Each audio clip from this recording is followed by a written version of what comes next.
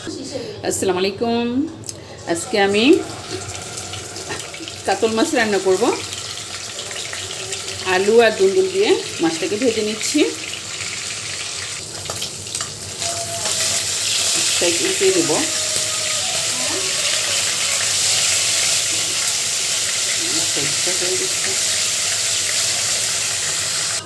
দিয়ে দিচ্ছি মাছের তেলে পেঁয়াজ, দিয়ে দিচ্ছি আদা রসুন বাটা, আন্দাজ করে পরিমাণ মতো দিবেন। এটাকে সুন্দর করে ভেজে নেবেন। দিয়ে দিচ্ছি পানি, দিয়ে দিচ্ছি মরিচ, হলুদ, দিয়ে দেবো লবণ।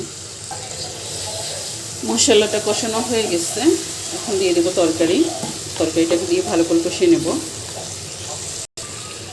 তরকারিটাকে সুন্দর করে নেড়ে চেড়ে ঢেকে দিবেন। দিয়ে দেবো টমেটো,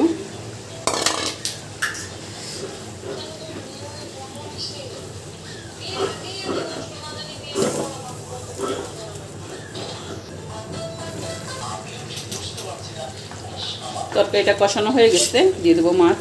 আমি একটু ঝোল দিয়ে দেবো। ঝোলটা আপনার পরিমাণ মতো আন্দাজ করে দেবেন। আমি এতটুকু দিয়েছি।